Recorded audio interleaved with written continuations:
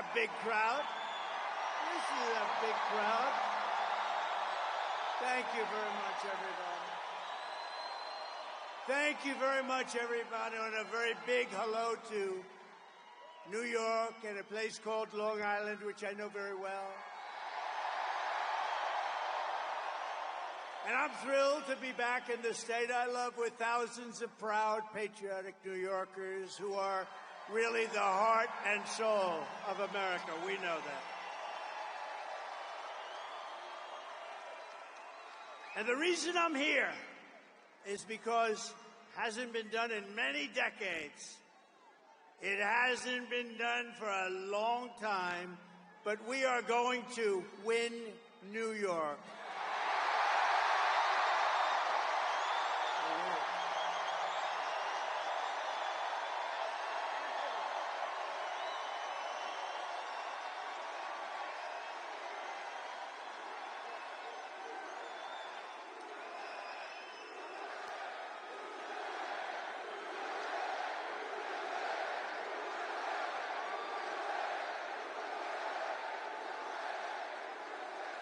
And that's the first time in many, many years that a Republican can honestly say it, and we're going to do it. We have to do it. We do it, and the election nationwide is over. We take over the White House, and we fix up our country, okay? We fix up our country.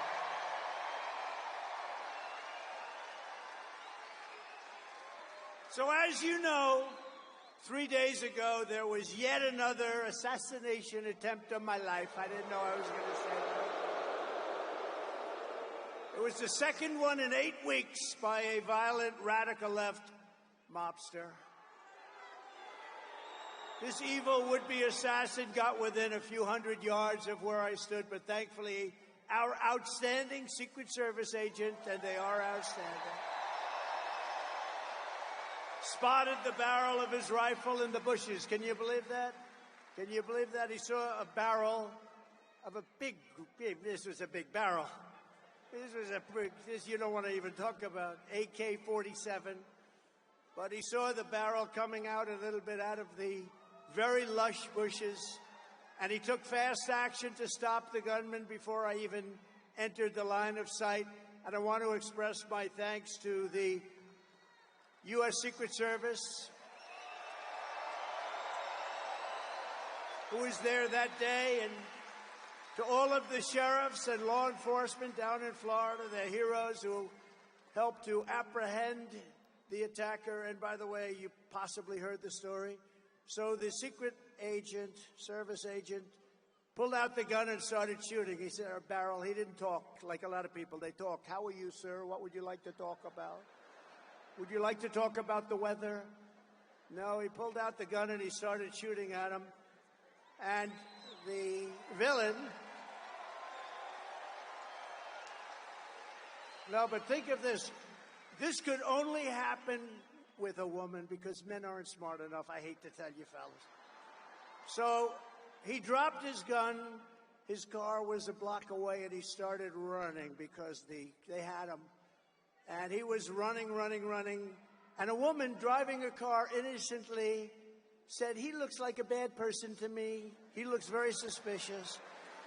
And she followed him and pulled up to the back of the car and started taking pictures of his license plate. Can you believe that? And she took the pictures of his license plate, perfect, beautiful pictures like a professional photographer, and sent them to the sheriff and said, I just looked at a man. There was something strange going on. Who the hell would do that? Right? Only a woman. Only a woman. Right. Now, I asked the sheriff today, I said, so, Sheriff, if you had 1,000 events, how many people would have done that? Man or woman, how many people would have done that? Followed him, taken pictures of the license plate and also the type of truck that he was driving. He said, maybe none. So she's a hero. I got to meet her.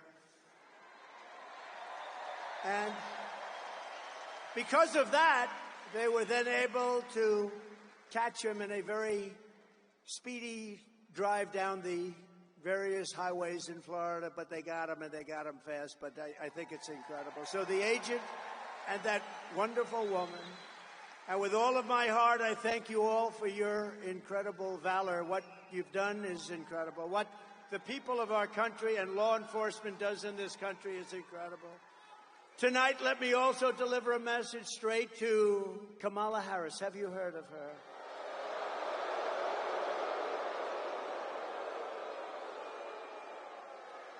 Who, by the way, was just rated by far the most liberal senator in the U.S. Senate, more so even further left than Bernie Sanders and Pocahontas. Pocahontas. She's more so. Elizabeth Warren, she's more left than Bernie Sanders or Elizabeth Warren. Let me also deliver a message straight to Kamala Harris, the radical left Democrat politicians, and the fake news media. Look how many are there.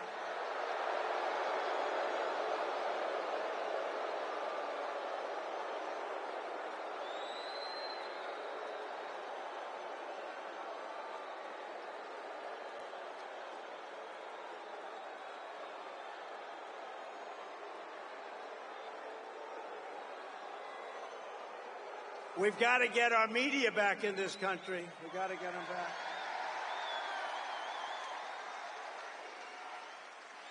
But the message is it's time to stop the lies, stop the hoaxes, stop the smears, stop the lawfare and the fake lawsuits against me, and stop claiming your opponents will turn America into a dictatorship. Give me a break. Because the fact is that I'm not a threat to democracy, they are.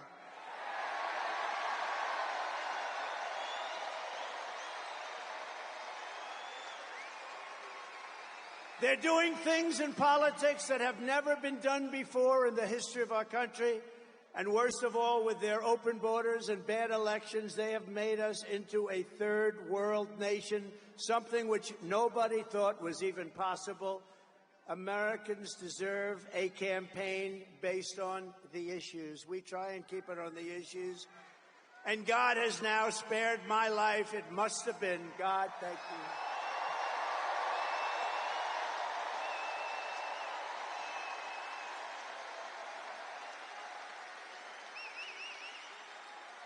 Not once, but twice. And there are those that say he did it because Trump is going to turn this state around. He's going to turn this country around. He's going to make America great again.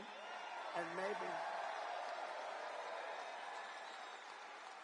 And we're going to bring back religion into our country. Bring it back.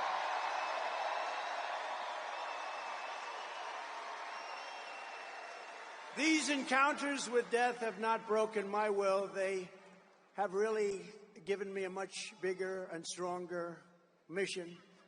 They've only hardened my resolve to use my time on earth to make America great again for all Americans, to put America first. Going to put America first. Earlier today, I was honored to receive the endorsement of the rank-and-file membership of the Teamsters. I love the Teamsters. They delivered all that concrete for those buildings I built in New York. They delivered the big, heavy, most beautiful trucks you've ever seen. They delivered the concrete in all those buildings I built in New York. But, you know, this hasn't happened in so many decades. We won the overwhelming majority of the local chapters and the members, and as a result, the national organization has refused to endorse the Democrat candidate for the first time in many, many decades.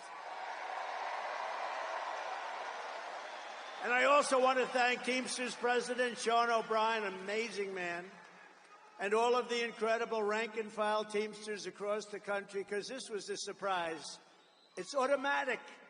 They endorse the Democrats, automatic for many, many decades. But you know what? They said, they looked at her, they said, we're not going there. I'm sorry. These are tough people. And together we will secure our borders. We will protect our workers.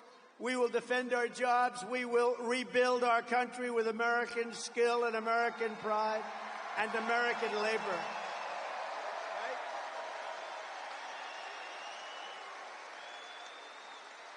And just as a little side note, we should give them a round, especially because of what they and how they voted today. If they voted the other way, I wouldn't give them a round. But the Teamsters built out this beautiful stadium for tonight's event. Thank you, Teamsters. Thank you. They did a great job. To every hardworking American, whether you live in a red state, a swing state, or a state with a failed Democrat rule, this year we need to elect all Republicans up and down the ballot. We have to clean out and straighten out our country. With your vote, we are going to rescue our country. We are going to rescue our Democrat-run states. We are going to start by saving the great state of New York. Is that good?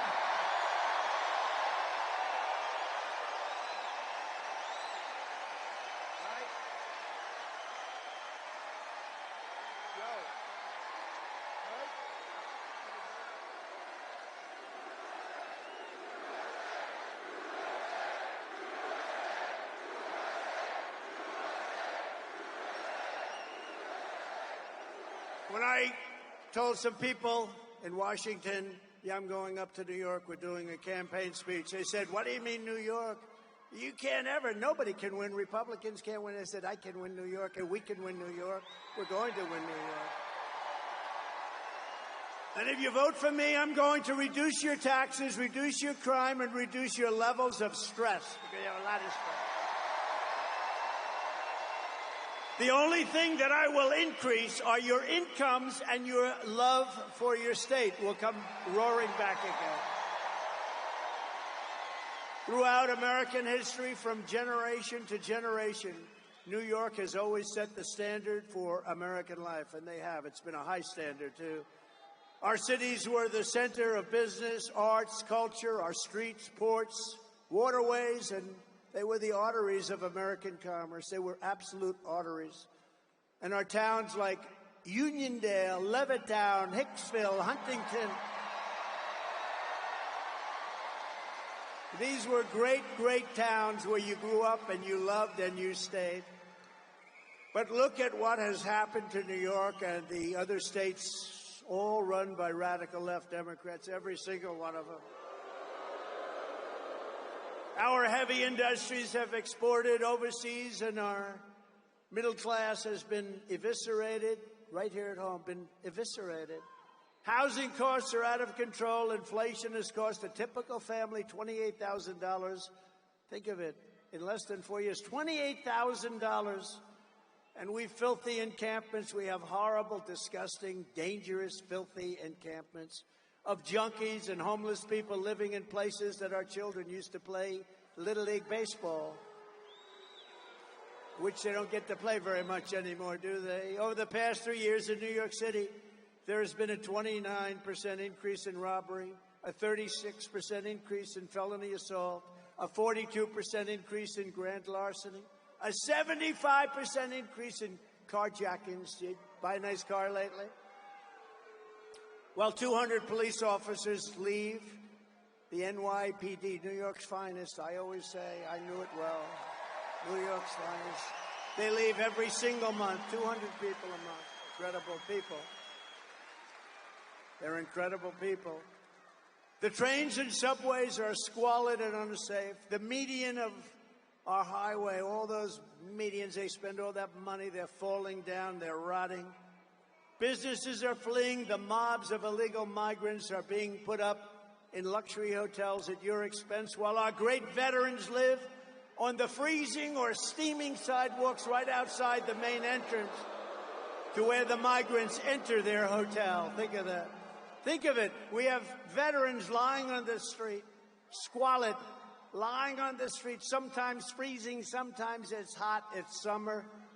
And they're looking at people just came into our country, and they're going up to the 17th floor of their suite. How crazy has our country become? And can you imagine what those veterans, when they watch this, must be saying? But listen to this. Can you also imagine what the migrants must be thinking?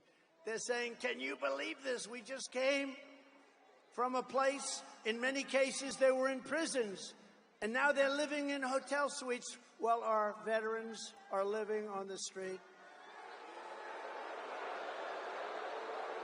And so I say to the people of New York, with crime at record levels, with terrorists and criminals pouring in, and with inflation eating your hearts out, vote for Donald Trump. What the hell do you have to lose? What do you have to lose?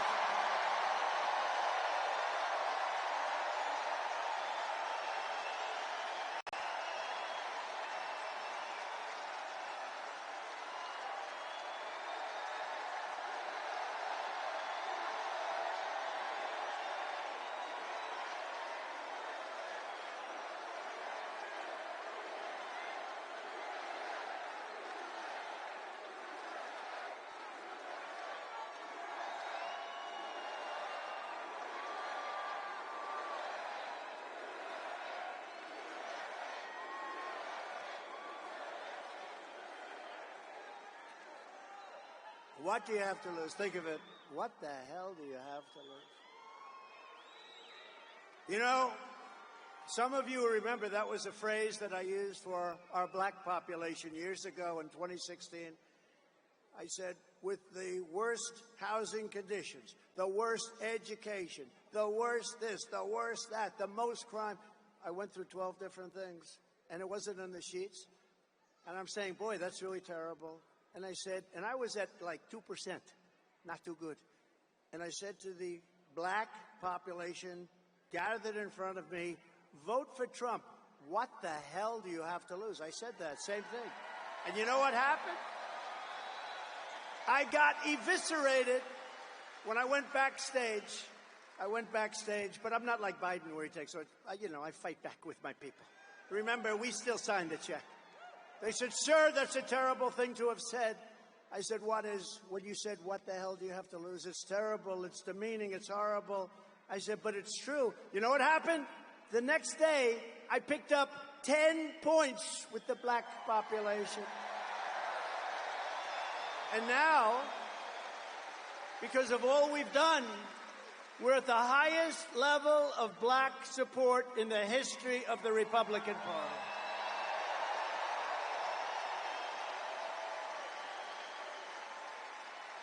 And by the way, the Hispanic support, do we have any Hispanics?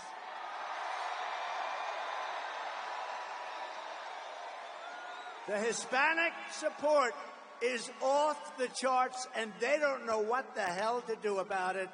It's off the charts. And we just had some great polling come out. I think the most accurate poll over the last 8 or 9 years was Rasmussen. They just came out with a poll that we're 5 up. We're 5 up. 5 up. We should be 35 up, to be honest with you. But, some people can't break an old habit. That's really what it is. So I say to you, vote for Trump, and I will turn it around very quickly. With 4 more years of Kamala Harris, New York State will be like a third world nation if it isn't already. It is. I think it is. With Trump, the Empire State will once again be the envy of the entire world. We will have no crime, only success. And unlike your current radical Democrat regime, I'm not driven by partisan ideology. I'm driven by results, and I'm driven by New York common sense. It's common sense, right? Right? It's common sense. I like to say the party, this is a great party. I like to say the party is really, we're conservative and all that, right? Who knows? You know what we are? We're really people with common sense. We need walls. We need good elections. We want low taxes. We want great police officers that are well taken care of. We don't want to defund the police. We're the party of common sense more than anything else. And it's picked up a lot of steam. It's true. My first week back in the Oval Office, I will clean up and call up your governor and mayors all across your state, and I will tell them it's time to work together. They're largely Democrats. It's time to work together for the good of the people. Going to do it. And despite all of the persecution I've endured from the corrupt judicial system in New York, it's a corrupt system. I love the people of this state, and I want to give back. I want to give back to you. I've had a great life. I want to give back to you. We're going to give it back to you. We're going to make this city and we're going to make this state incredible again.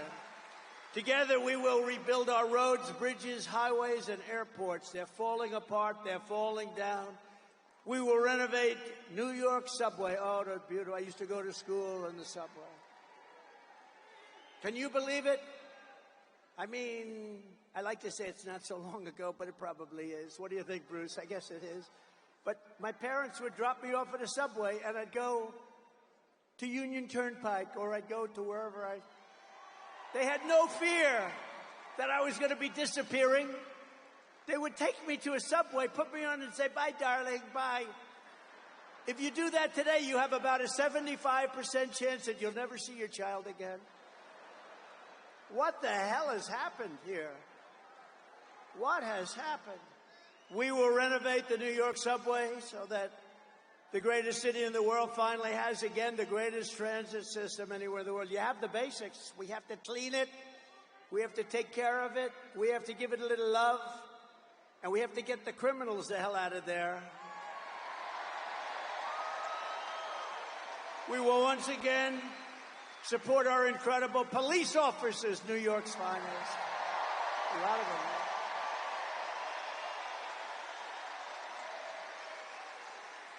You know, I've got the support. To me, this is so important. I think to you, it's every single police group in the nation is supporting me. The other day, the Fraternal Order, it's the largest. They gave us 400,000 police, and they gave us a unanimous endorsement. We have it from everybody. We have it from everybody.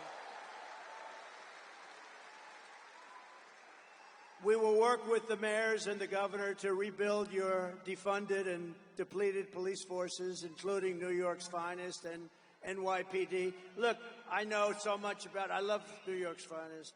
I used to be in Brooklyn. I had an office with my father in Brooklyn. And we used to go in Brooklyn to a White Castle. Did anyone ever hear of a White Castle? And my father would say, no, that's the best place. Only 12 cents a hamburger. Remember? 12 cents. Bruce, we had Bruce. How good is Bruce? Bruce Blakeman, one of the greats. He won in an upset. You know, this is a Republican. He ran a couple of times. You couldn't beat this hoax of Democrats. He ended up winning. He's done such a good job. He's now unbeatable. They don't even run anybody against him. Great. Really great. We got a lot of them. Joe Cairo's here. Joe, are we going to win, Joe? What do you think? Joe Cairo. Don't mess with Joe, right, Joe?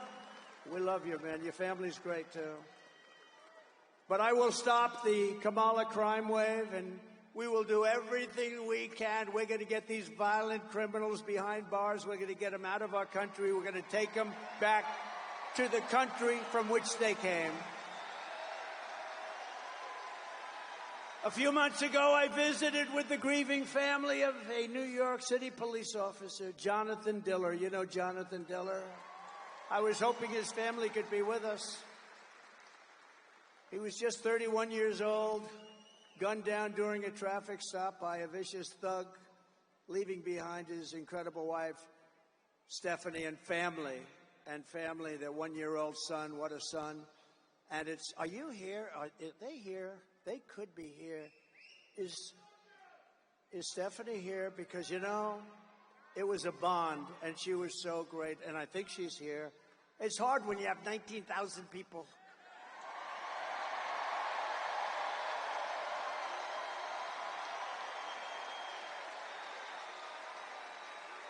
And Stephanie, unlike a lot of my friends, doesn't want adulation. Honestly, what she wants more than she wants her husband back. That's what she wants. She doesn't want adulation. I have other friends. You'd find them. I have other friends. If you said their name, they'd be jumping up. Here I am. Here I am. Stephanie doesn't want that. What a great family. What a great family, and what a great guy he was. The criminal charge was savagely murdering Officer Diller, was previously arrested by the NYPD 21 times, right? 21 times, Bruce.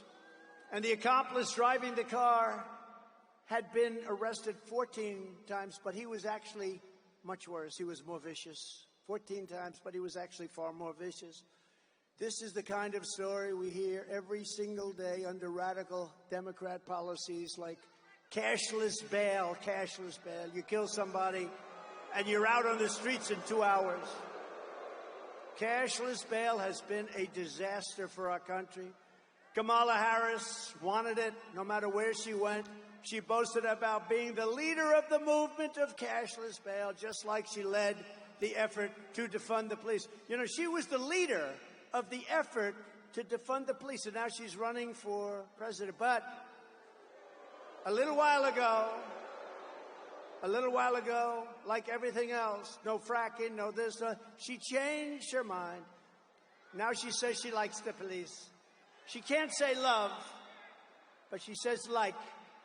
She's made a lot of progress, but you know the first thing that would happen is she will go to defunding the police, if that's even possible to think about. But when I get back into the Oval Office, the madness ends and the law and order is going to return to our country.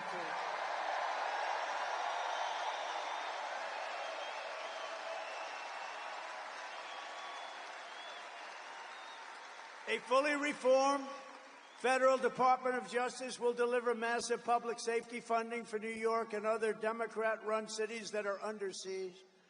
But in exchange, they will give our police back their protection and their respect. We are going to take care of our police, and we're going to respect our police. Everyone here does. I tell the officers all the time, you have no idea how the people love you, but sometimes they don't feel it because of what the Democrats do to them.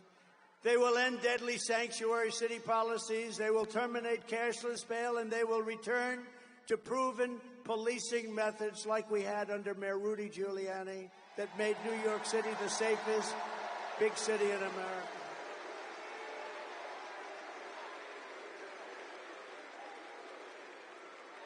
Simultaneously, we are going to make life in New York State affordable again. Little word, affordable.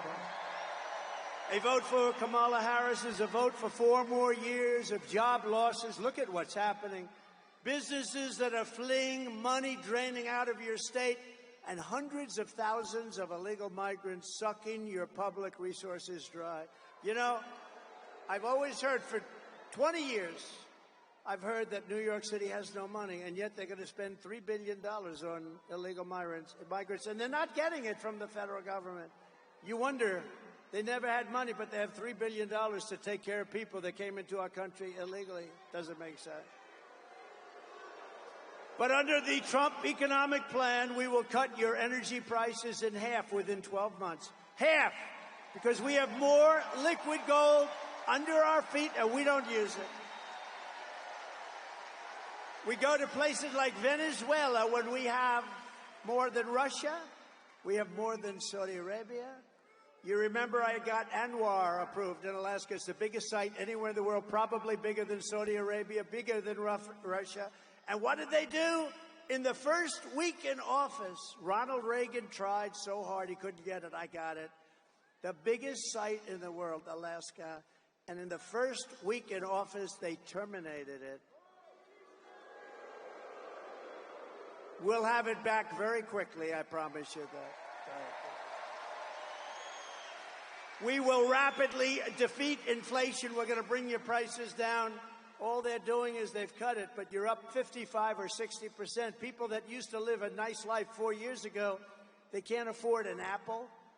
A woman, they showed a picture of a woman the other day. I said, boy, that's sad. That should never happen to her. She went to the counter, the cashier. She had 3 apples. And when she was standing with the cashier, she realized she didn't have enough money for one of the apples. And she took the apple, brought it back, and she bought 2 apples. That shouldn't be happening in our country. That shouldn't be happening in our country. We will cut interest rates, cut insurance costs, and insurance is horrible. And massively, we will cut your taxes again. I gave you the largest tax cut in the history of our country. And we have some to go. Kamala Harris, as you look at her plan, will give you, very simply, the largest tax hike in American history. She's going to lift your taxes. This is the only person I've ever seen, and Biden too. They announced that they're going to raise your taxes, and it's supposed to be good politically. I don't think so. I don't know. I've never seen that, Anthony, before, where they say they're going to raise your taxes. They're going to raise your taxes. Vote for me, I'm going to raise your taxes. Can you believe it? I made a mistake. I shouldn't have done that, because the news will say, vote for me, I'm going to raise it. They're going to say, they're going to attribute it to me. I can't do that. I told our great First Lady I will not be sarcastic anymore. When you joke or when you're sarcastic, the fake news will take a story like that. I'll say, I never said I was going to raise your taxes. Yes. Vote for me, I'll raise your taxes. Kiddingly, kiddingly, kiddingly. These people are the worst. When I imitated Joe Biden because he couldn't get off a stage, so I'd imitate him because he couldn't find the stairs. He'd look around. He finished the speech, the speech would last maybe 3 minutes, maybe a little less than that. And then he'd want to get off the stage, and it'd always go like this. But you remember, we're not running against him. We're running against somebody who's actually much worse. Ready? And he'd go like this. And then he'd walk in a different direction. It was the weirdest thing. And Secret Service did a great job. They'd come up in the stage and they'd pull him out. Like today, we have 4 or 5 stairs. You always have 4, 5, 6 stairs. The more it's government-owned, the more stairs you have. But you always have a lot. So I said to our great First Lady, who can draw a crowd? Did you watch me tonight on television, First Lady? People love our First Lady out there.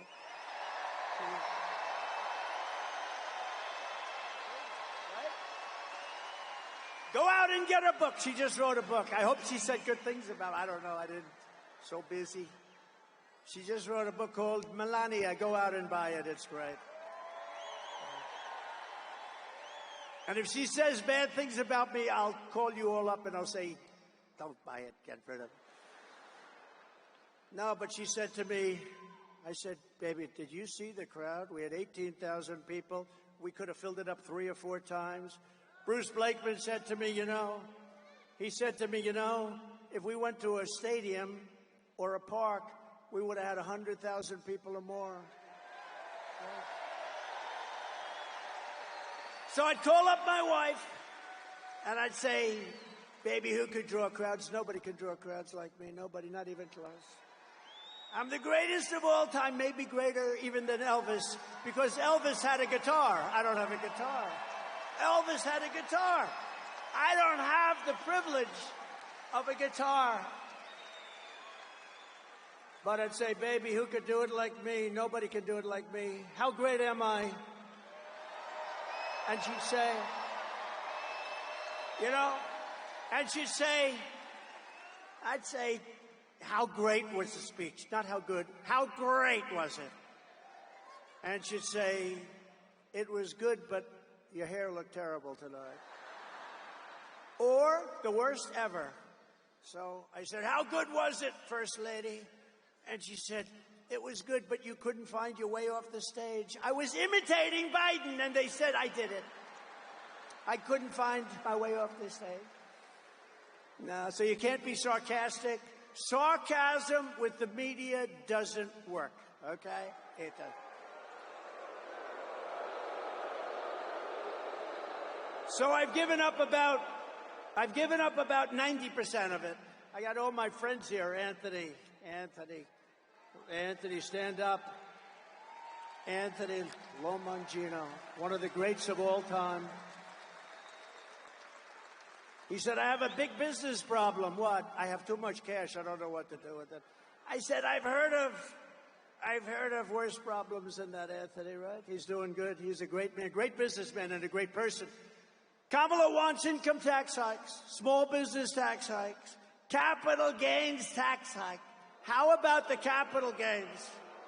She wants a tax, unrealized capital gain. That means she wants to give you a capital gain Even if you have stock, she wants to give you a capital gain even if you didn't sell it. You know, I know a lot of people, they're very rich, but they don't have cash. They're rich, but they don't have cash. A lot of them. You know, it's like that. Farmers are like that. They have great land, great everything. They make income, but they don't have cash. And you know what I did for farmers and small business and the tax hike? And nobody talks about this. I got rid of the estate tax, so that, or the death tax, as they would call it, so that when you die and you pass it on to your children who you love, if you don't love your children, then it's not going to do you any good. And there are those. Does anybody in this incredible arena, they did a nice job, by the way, fixing it. I remember the old one. Does anybody in this incredible arena not love their children? Who in the arena is rich and will not leave their money to their kids? Because if that's the case, then what they did for you doesn't mean anything. Do I have any hands? 20,000 people and I have no hands. Okay, who wants to leave their money to their kids? That's good. Well, you know, in the old days, you'd leave the money to the kids, and what would happen? The kids would have to go out and borrow money. They'd lose everything. They had to borrow money from a bank at a high rate of interest. Now they don't have to do that anymore. Now you can leave your farm, you can leave your small business to your kids, but Kamala wants to end that. She wants to end it. She wants to raise your tax to a level that nobody's ever heard of before, and it's crazy.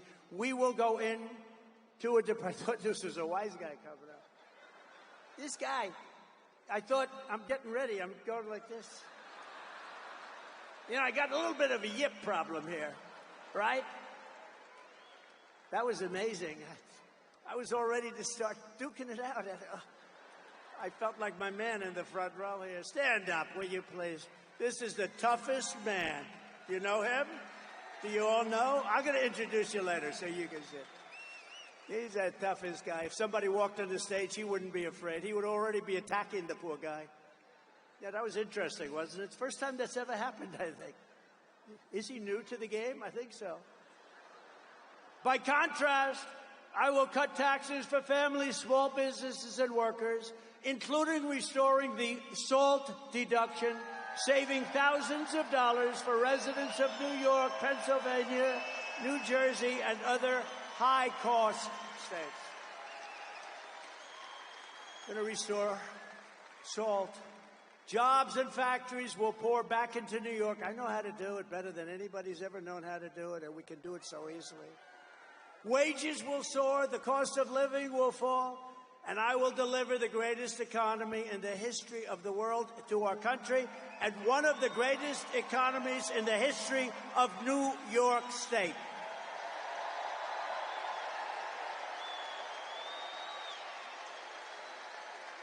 And a key part of restoring safety and saving our economy is stopping the invasion at the border of our country. It's crazy. Under border czar Kamala Harris, you know, she was the border czar until she started looking at this situation, until the coup. I say until the coup because it was a coup. But she was a border czar. Now she said, I was never the border czar. You know what? Give her that. But she was in charge of the border, and the border is the worst run border in the history of the world. There's never been a border like this. 21 million people, illegal aliens are coming in from all over the world, from prisons and jails, from mental institutions and insane asylums. Many tourists are coming in just to watch. Did you ever see this? You have tourists that line up to take pictures of it. They usually turn out to be the fake news, and the pictures are so bad they never show it. You know, the fake news never, ever talks about it, but we have massive numbers of terrorists coming in to our country. You have everybody coming in. We have people that can't speak the language. The great Tom Homan told me the other day, great guy, central casting guy, great guy.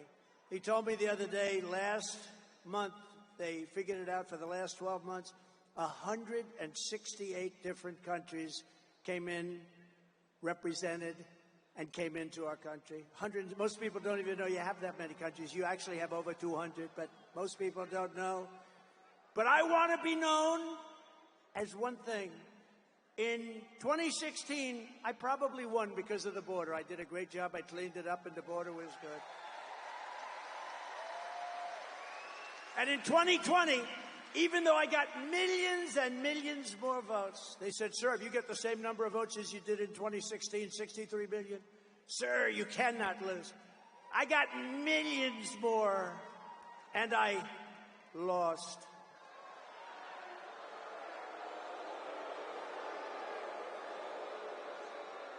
But you know what? We're going to have the greatest win in history when we pull this one off. It's going to be legendary.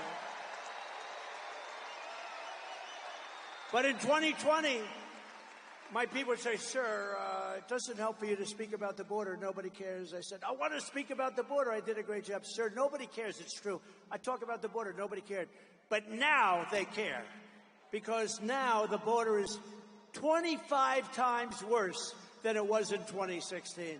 Now the border is not even believable what's happening.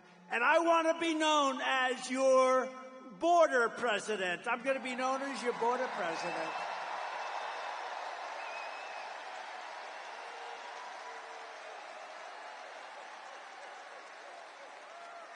And Kamala will be known as your invasion president. Just let them all come in. Let them all come in. Now, we got to save our country. Our country's going down. If you look at what's happening with the Venezuelans taking over, I mean, they're taking over large pieces of real estate in Colorado, and you have a Democrat governor who's petrified of them. He's afraid. I've never seen anything like it, and he doesn't want to talk about it. They've taken over your buildings and your land. You got to do something about it. That wouldn't happen with Bruce Blakeman, I can tell you right now.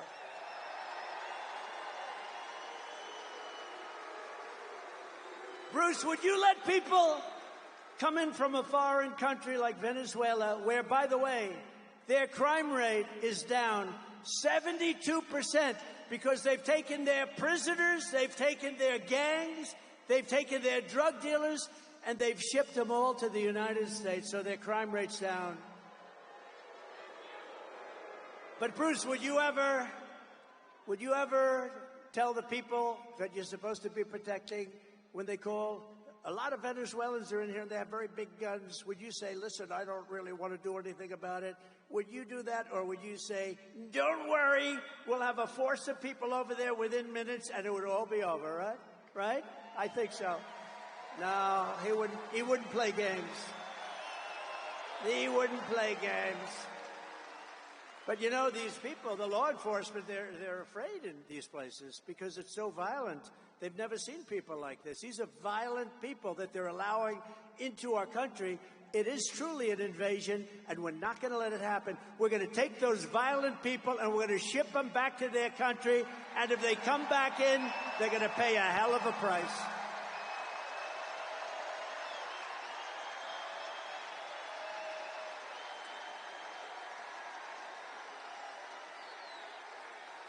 Thank you.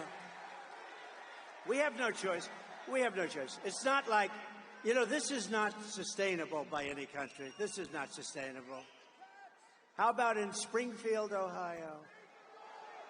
They had 32,000. This is a little beautiful town. No crime, no problem. 32,000 illegal immigrants come into the town, 32. So they almost doubled their population in a period of a few weeks. Can you believe it? And you know what? They've got to get much tougher. I'm going to go there in the next 2 weeks. I'm going to Springfield and I'm going to Aurora. You may never see me again, but that's okay. Got to do what I got to do. Whatever happened to Trump? Well, he never got out of Springfield. I'm leading in Ohio by like 15 points, a lot.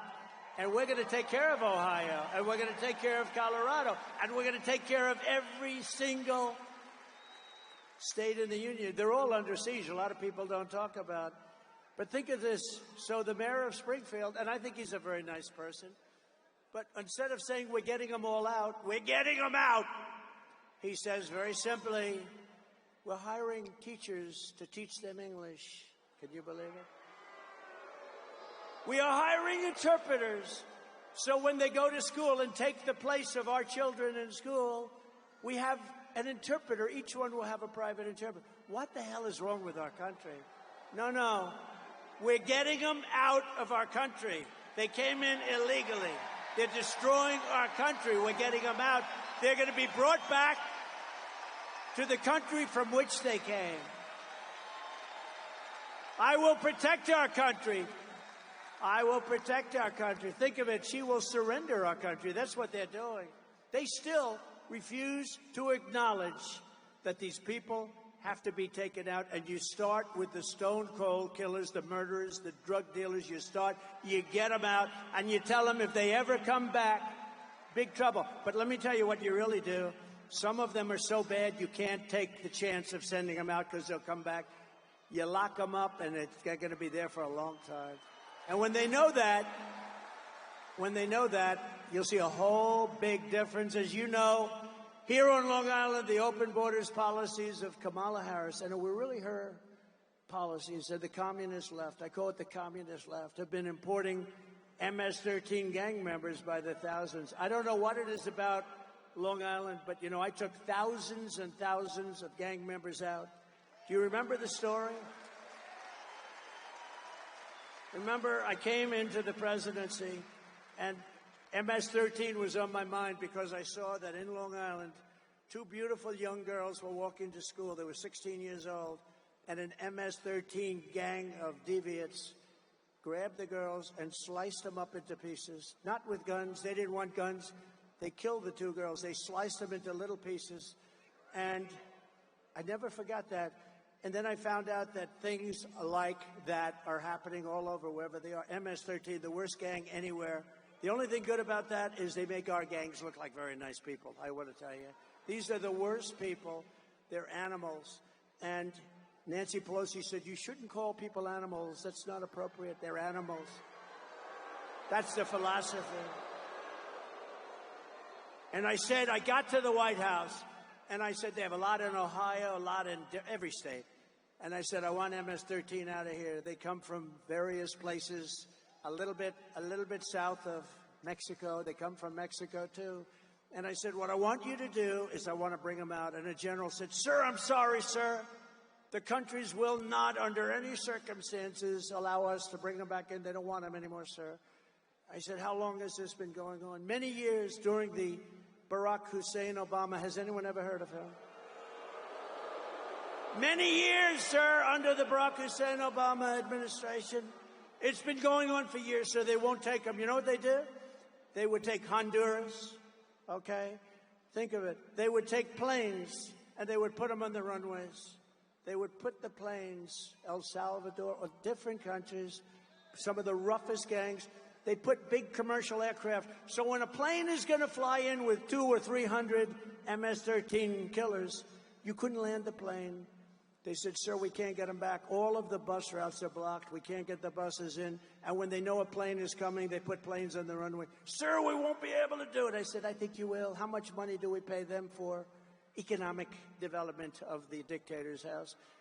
How much money do we pay them, General? I'll get back to you, sir.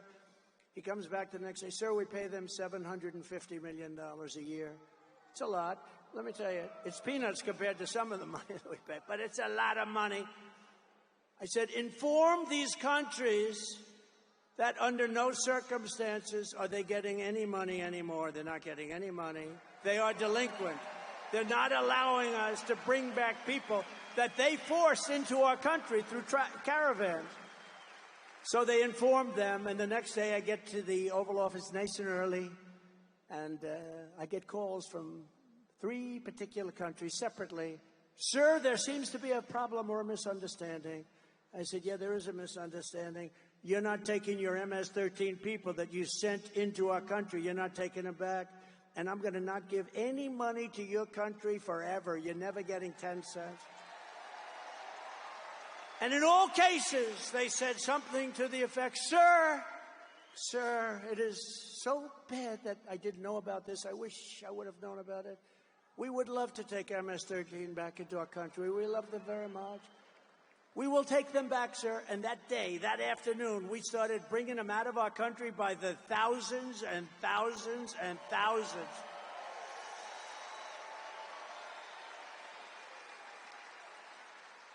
And the worst part of the story is, now, I still didn't pay them. I figured. But now they're getting $4 billion a year under Biden. Biden said, do it. Maybe she knew about it. I don't want to blame her if she didn't. But $4 billion. You know why? Because he wants them to create a beautiful environment so that they say that that's not going to happen. Okay, the money's going to be stolen all over the place. So instead of 750, it's now at $4 billion. An estimated 75% of arrests in Midtown Manhattan and over 60% of arrests in Queens are now illegal aliens. Congratulations. Congratulations. And you know this. In Queens a few months ago, an illegal alien released by Kamala Harris, she was in charge of the border, approached two 13-year-old children with a machete in broad daylight, forced them into the woods, tied them together by the wrists and raped them, injured them terribly, very badly. You know about it. In the Bronx, another illegal alien that Kamala Harris set loose into our country approached a 36-year-old woman while pretending to ask for directions. Ma'am, he said, I'd like directions to someplace. Before he wrapped his arms around her throat, pinned her down on a park bench, and raped her all night and beat the hell out of her. And you know what she said? She said, he didn't rape me, he tried to kill me. That was her expression when the police came. And on Coney Island, a place I know well, just weeks ago, two migrants, Kamala let in, raped a 46-year-old woman with a knife to her throat. She was badly, badly beaten, probably going to live. For every New Yorker being terrorized by this wave of migrant crime, and I've been talking about migrant crime for 5 years, I said, if you let them in, it's going to be hell. They are vicious, violent criminals that are being let into our country. They're people that their countries who are very smart, they don't want them. That's why all over the world, a lot of people coming from jails out of the Congo in Africa. Where do you come from? The Congo. Where in the Congo? We come from jail. What did you do? We will not tell you. They're coming from the Congo. They're coming from Africa. They're coming from the Middle East. They're coming from all over the world. Asia. A lot of it coming from Asia. And what's happening to our country is we're just destroying the fabric of life in our country. And we're not going to take it any longer. And you got to get rid of these people. Give me a shot. You will have a safe New York within 3 months. 3 months.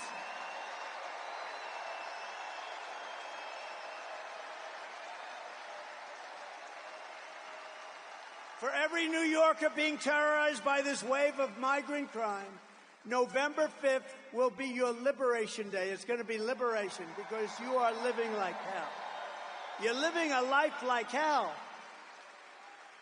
I will launch a special task force of elite federal law enforcement people, many of whom I already know, that are tough, and charge them with crushing the MS-13 remnants. You know, the problem is I got them out, and now they come back in. They just walk back in like there's nothing to it. But eliminating MS-13 in every foreign gang and organized criminal network opening up on American soil. They're coming in by the millions, not by the hundreds. They're coming in by the millions. Think of it. Probably 21 million people. That's probably a low number.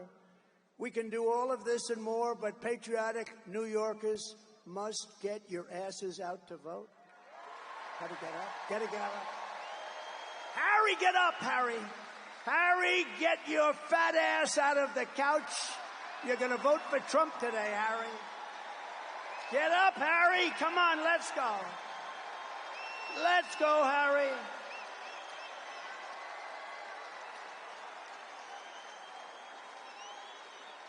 We gotta vote. Gotta vote. And I believe we have the vote. You know, it's an interesting thing. Evangelical Christians, they tend not to vote very much. If they did, you'd never lose. Gun owners, I have the total endorsement of the NRA, have had it from the beginning. Gun owners don't vote, meaning they don't vote in a proportion that they should. Very small numbers vote. It's probably rebellion. Who knows what it is. The gun owners have to get out and vote. Evangelicals, Christians have to get out and vote. People have to get out. There are some groups that don't vote like they should, and we're going to win. We're pleased to be joined tonight by members of Congress that are really terrific, that are warriors, really warriors. And one of them in particular, I love what she did to that woman at Harvard. Oh, that was not pretty. Elise Stefanik. Where is Elise? Where is she? Where is she? She is so great. Where the hell is she? Thank you, Elise. Boy, she was great. Mark Molinaro. Great. Nick LaLota. Nick. Thank you, Nick. Great job. He's doing a good job. Here's another one doing a good job. I gave him a big endorsement, Anthony D'Esposito. He's doing a great job. Thank you, Anthony. Salt. Salt, Anthony. Remember, fellas, salt. Brandon Williams, doing great. Thank you, Brandon. Thank you very much. Nick Langworthy, terrific guy. Claudia Tenney. Where's Claudia? Where's Claudia? She's been amazing. Congressional candidates, Mike LePetri. Where's Mike? Thank you, Mike. Good. I heard you leading big. And Allison Esposito. She's a tough one. Allison, thank you. Thank you very much. It's tough, you know, when you have this many people. I'm looking around. Where's one person? Thank you very much, Allison. Beautiful. Senate candidate Mike Sapriacone. Mike Sapriacone. Come on, Mike. Where's Mike? You got to win, Mike. We got to win that one, Mike. You can do that. You can do that. A former senator and a friend of mine for a long time, and we had disputes every once in a while, but generally I would say it was a 10 relationship, and he was a tough cookie, Senator Al D'Amato. Right? Good man. A good man. A great lawyer and congressman, and he helped me a lot during impeachment hoax number 1 and impeachment hoax number 2. They were hoaxes. Congressman Lee Zeldin.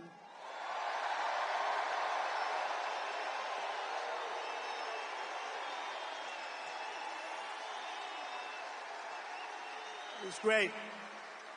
And he's a big part of our campaign, and I want to bring him to Washington with us. He's a great lawyer. Get ready.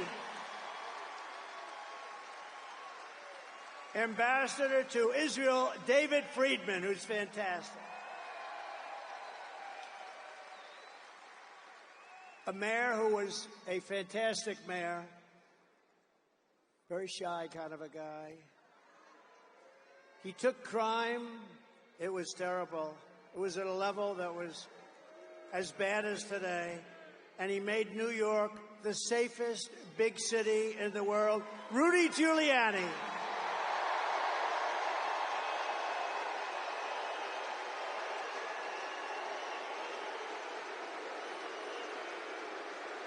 Boy. Rudy. Isn't that great? And his son, who happens to be a great golfer. A lot of people say, oh, how's Andrew?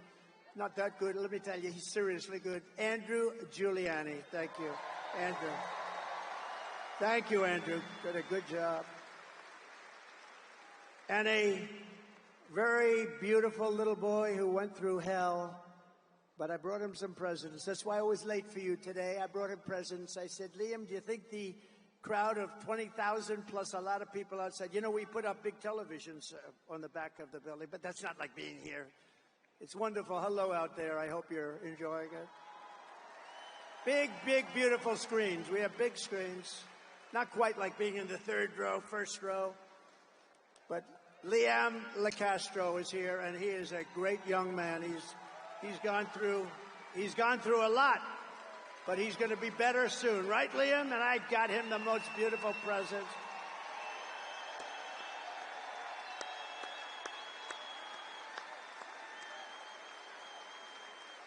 He's a great boy, great parents, beautiful sister. Also with us are members of New York City Firefighters Union, Local 94, the largest in the city. Thank you, fellas. Incredible people. And in their honor, I'm on. And I think this is a big deal, because in your honor, I am announcing tonight that as president, I will officially make the Ground Zero site at the World Trade Center a national monument, protected and maintained by the United States government, so that hallowed ground and the memory of those who perished there will be preserved for all time, preserved forever.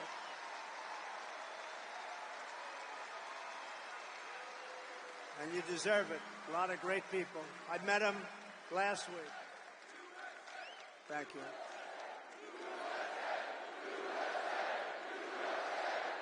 Thank you. Well, and I met him last week with the ceremony, and it was a beautiful ceremony, and met a lot of fantastic people. The New Yorkers who created the 9/11 National Memorial Museum really did an amazing job, didn't they? And many of them are here today, and I want to thank them. And I want to ensure that their outstanding work is sustained forever, and that's what we've done by doing this. So we are just 48 days away from the most important election in American history. The most important. The most important. Stand up. Now you can stand up. They didn't put your name down. Turn around. Who is he? Name him. He took care of business, right? It's my man. Good. Boy, I'm glad I didn't forget you. Good guy. Good friend of mine for a long time. Whenever I had problems, I'd look at him and they'd say, let's leave Trump alone. Thank you, man. Thank you. We appreciate it. Great gentleman. Kamala Harris is for wide open borders with terrorists and criminals pouring into our country, more inflation, even higher than the last 4 years, which was a record. She wants to pack the Supreme Court. Think of that one. And today I heard it all. I thought they wanted maybe 11, maybe they wanted 13. That's an unlucky number, so maybe it would be 15 instead of 9. But instead of 9, Kamala wants to bring up potentially as many as 25 justices so that they can rig the system like they rig everything else, including elections. And maybe one of the worst things of all, she is a true believer. And again, I said this before, if you wanted to fund the police, if you've been there even for a day, in your mind you wanted to fund the police even for one day, you are not qualified to be the President of the United States.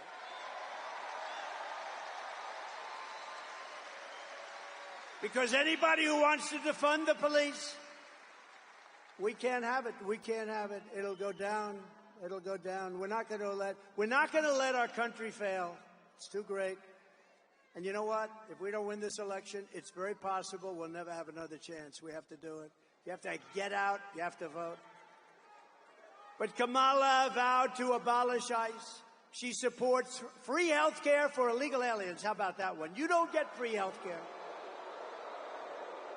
These are all things that she was for years. Now, for the last little while, she's saying, no, I don't really think that was right anymore. 15 different things. She wants mass amnesty and citizenship for all illegals, which means totally bankrupting Social Security and Medicare. She wants to put illegal aliens into your Social Security and your Medicare system, which guarantees their bankruptcy. She says we must not utter the words illegal alien again or radical Islamic terrorist again. And think of this, during her 3.5 years, to me this is the worst thing I talk about tonight. It's unbelievable. During her period of 3.5 years, she was in charge of the border. She lost more than 325,000 migrant children, many of whom have been trafficked, raped, and many of whom are dead. Many of whom are dead. Think of what that is. That's like Yankee Stadium filled up many, many times. Think of it. Think of it.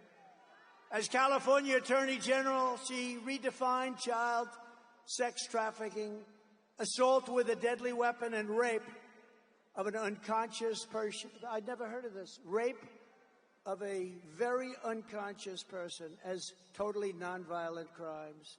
She vowed repeatedly to ban fracking. She imposed a natural gas export ban that is crushing the state of Pennsylvania. I'm way up in Pennsylvania, by the way. This helps.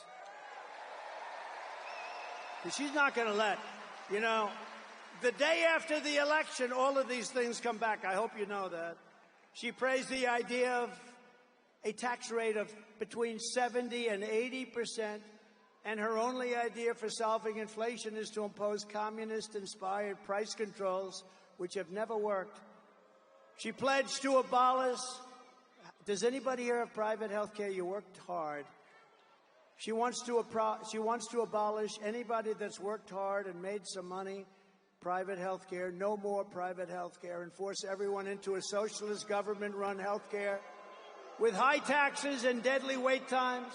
And she even endorsed free sex change operations for illegal aliens in detention, all at taxpayer expense. Now think of that one. They come into the country illegally and they say, I want to change my sex. Oh, that's okay. She's totally in favor of it. I'm sure she'll deny it now, but that's what she is. In 2021, Joe Biden tasked Kamala Harris with bringing broadband to rural America. Rural America was dying for it, and gave her $42 billion to do the job. 3 years later, right now, not a single home has been connected to broadband. Everyone's saying, what happened to the money? $42 billion, not one home. And in the Midwest, you read this, in the Midwest, they built 8 charging stations. That's like a gas pump with electricity, right? 8. They spent $9 billion to build 8 charging stations. Other than that, it really works well. I will end the electric mandate on cars immediately. And I have to say this. Look, Elon Musk is great. He's a great guy. And he makes a great car. And as strong as I am on this, because I think they're incredible, but it's limited. Some people want them, and some people love them. I think they're incredible. And he makes a great product, maybe the best product, I hear. And he understands this.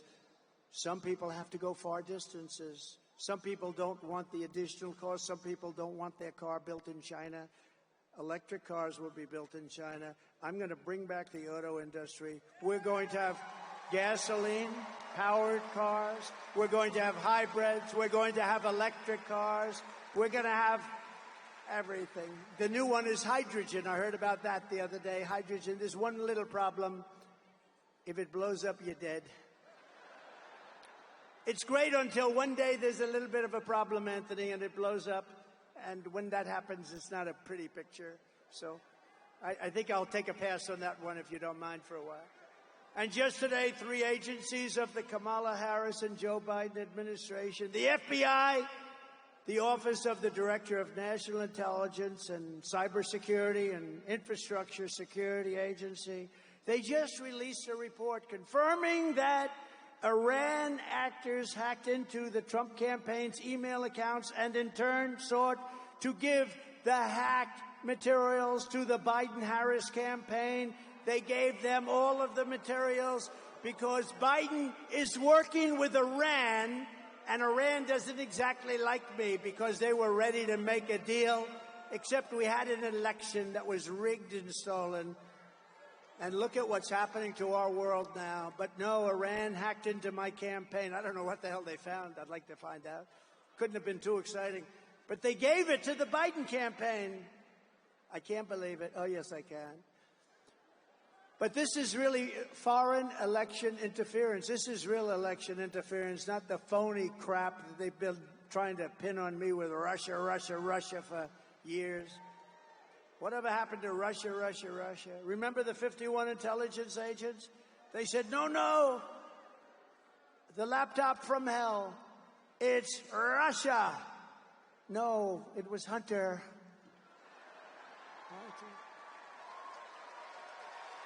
It was Hunter.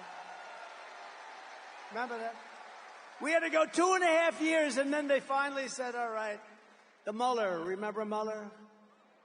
He said, in millions of phone calls, Trump didn't make one to Russia. They went through every phone call I made. Can you imagine? In millions of calls, not one call to me. And a lot of people apologize for that, but not enough people apologize. They wasted time and money. They spent hundreds of millions of dollars going after me, and they got nothing. They got nothing. But we cannot allow this insanity to continue anymore. That's why less than 2 months from now, we are going to tell Kamala that we've had enough. Kamala, you've been a terrible vice president. You will be an even worse president. We're not going to take it anymore, Kamala. Kamala, you're fired. Get out. You're fired.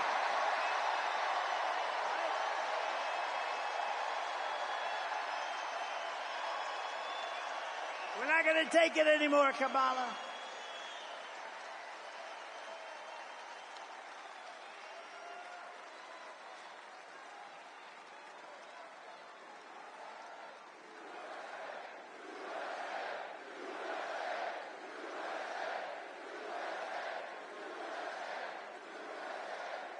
That was a little line from The Apprentice, which I'm sure you haven't seen. What a great show. Was The Apprentice good or what? From the moment we take back the White House from Kamala Harris, I believe we are going to have the 4 greatest years in the history of our country.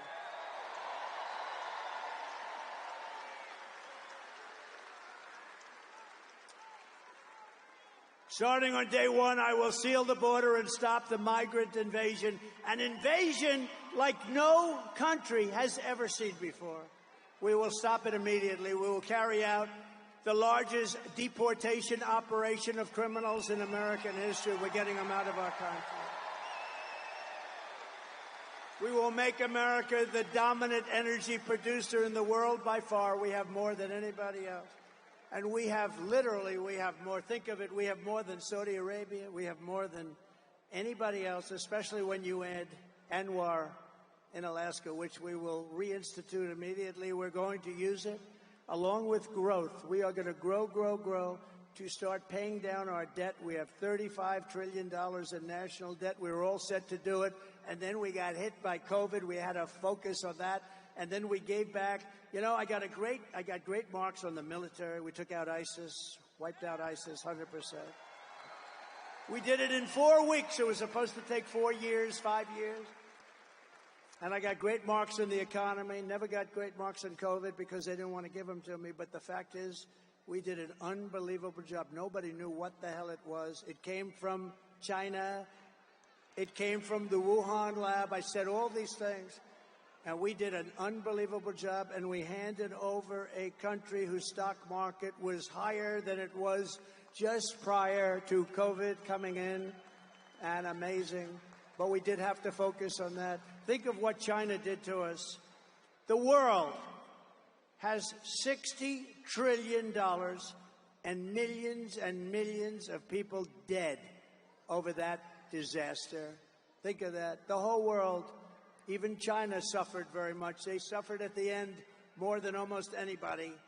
I will turn the United States into a manufacturing superpower more than it has ever been before. We're going to bring back the car industry.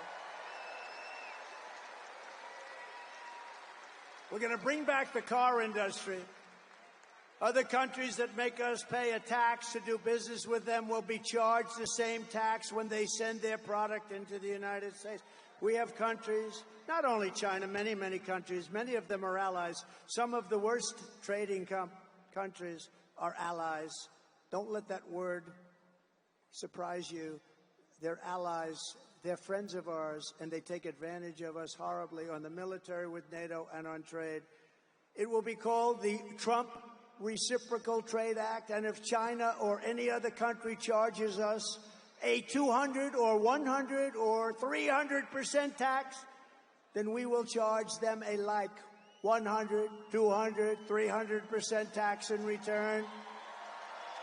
You charge us, we charge you. And my message is very simple. Make your product right here in Uniondale. Make your product in America. Make your product in America. And only in America. And if you do that, Bruce, you won't have to pay a tax. And they'll be coming in here like you wouldn't believe, right? The worst that happens, we'll take in a lot of money, but we don't even want that. We want them to make their product. We're going to bring back the auto industry. Right now, China's building some of the largest auto plants in the world, and they're building them in Mexico. And they think they're going to build these massive plants, literally the biggest in the world. They're going to make millions of cars and sell them without tax across our border.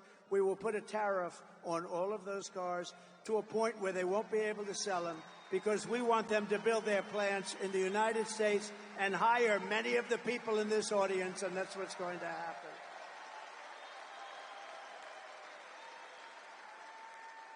And we also have something that's basic, but wow, people said, you're really smart. Where the hell did you think of this one? No tax on tips. So if you're a waitress, a caddy, a driver, but maybe better, no tax on overtime.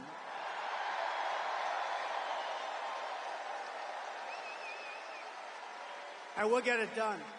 We'll get it done. Unlike him with student loan debt that went nowhere, just to talk. We get it. I get it all done. Remember what they say, promises made, promises kept. That's me. And ready? Here's for the seniors. Do we have any seniors in the audience? Raise your hand. You ready? No tax on Social Security benefits. No tax on Social Security benefits. And you know why you deserve it?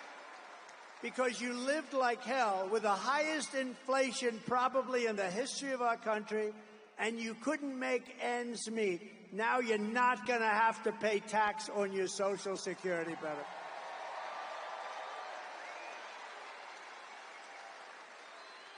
And I will always protect Social Security and Medicare, and they won't. They're going to destroy it. They're putting the migrants all over the place, including there. And while working Americans catch up, we're going to put a temporary cap on credit card interest rates. We're going to cap it at around 10%. We can't let them make 25 and 30%. We will terminate the Green New Scam and spend trillions of dollars. We're going to take the Green New Scam, one of the greatest scams in the history of our country. Remember when they used to say global warming? They don't say that anymore. They say climate change because the planet's actually getting cooler. Climate change, Chuck. Climate change is different. Just Chuck Zito. Oh, I feel safe with him in the front row. Are you afraid of climate change, Chuck? Because now it's no longer global warming because that wasn't working so well, because it was getting cooler. Now it's climate change because that covers if it's warmer, it's cooler. We're going to take all of that money, we're going to take it, and we're going to rebuild. We're going to take this money from the Green New Scam. It's a Green New Scam, one of the greatest scams in history. And we're going to spend it on roads and bridges and real infrastructure. And we're going to pay down debt, not fake infrastructure that's caused massive inflation and has no benefit whatsoever for our country. And I will settle the war in Ukraine. I got along very well with Putin and Zelensky. And I will end the chaos in the Middle East. A vote for Kamala Harris is a vote to obliterate Israel. That's what's going to happen. Israel will not exist in 2 years. And by the way, we are closer to World War III right now than at any time during anybody's life in this beautiful room. I will stand with Israel, and we will return a thing called peace through strength.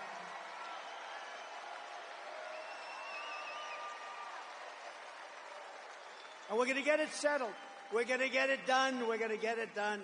We're not going to have war in the Middle East. We're not going to have war with Russia and Ukraine.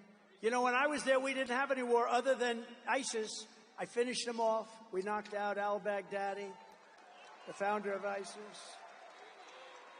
Think of that. We knocked them off. It was supposed to take 4 to 5 years. I did it in 4 weeks. General Raisin Kane, what's your name? Kane, sir. What's your first name? Well, they called me Raisin. I said, your name is Raisin Cane. That's the general I was looking. He did it in 4 weeks. The Russian attack on Ukraine and the October 7th attack on Israel would never have happened if I was president. Would never have happened. Think of what the world would be, and think of what our nation would be with no Russia-Ukraine war, no October 7th disaster in Israel, and the Middle East. It's inflamed right now. It's inflamed like nobody's seen it for 50 years. No inflation and energy dominance. That's what it would have, energy dominance. We'd have no inflation. We wouldn't have either the Middle East or the Russia, Ukraine. What a different world it would be, wouldn't it be? Oh, we can't let them cheat on elections anymore. We can't let it happen. We will rebuild our cities, including Washington, D.C., making them safe, clean, and beautiful again. Right now, we have a capital that when you go down there, you have a damn good chance of being hurt, mugged, something. And we will keep the U.S. dollar as the world's reserve currency. We're losing that, but I'll keep it. I'll keep it. China wants to take it over, and if that happened to us, that would be like losing a war. That would be the biggest thing. That would make us a third world country. We will keep our dollar as the reserve currency. Remember, I said it, and it will be easy. It'll be easy. But this is how we will end the era of inflation, mayhem, misery under Kamala and Crooked Joe, and unleash safety, prosperity, and peace for Americans of every race, religion, color, and creed. That's what we're going to do. Together, we will deliver low taxes, low regulations, low energy costs, low interest rates, low inflation, so that everyone can afford groceries, a car, and a home. Very simple.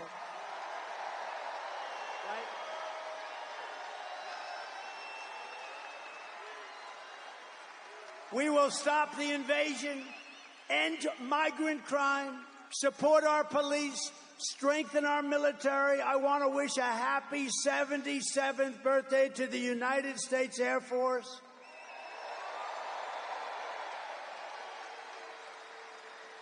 And if you remember, I created Space Force, which was the last since Air Force, which will soon be 5 years old. Space Force has turned out to be very important. We will build a missile defense shield around our country, keep critical race theory and transgender insanity out of our schools, and we will keep men out of women's sports.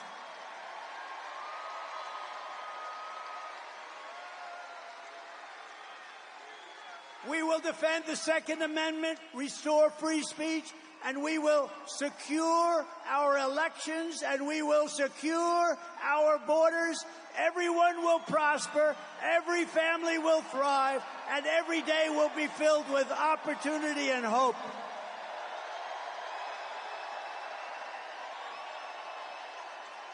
But for that to happen, we must defeat Kamala Harris and the crooked Democrats, and we must stop her country-destroying liberal agenda once and for all. So get everyone you know and vote. We want a landslide that is very simply too big to rig. Too big to rig. Right, Bruce? Too big to rig. Joe, too big to rig. Too big to rig, Joe. I think we can do that, too. On November 5th, we will save our economy. We will rescue our middle class. We will reclaim our sovereignty and restore our borders. We will put America first, and we will take back our country, because together we will make America powerful again, make America wealthy again, make America healthy again, make America strong again, make America proud again, make America safe again, make America free again, and we will make America great again. Thank you very much. We love New York. Love New York. Thank you. God bless you all. Nice seeing you.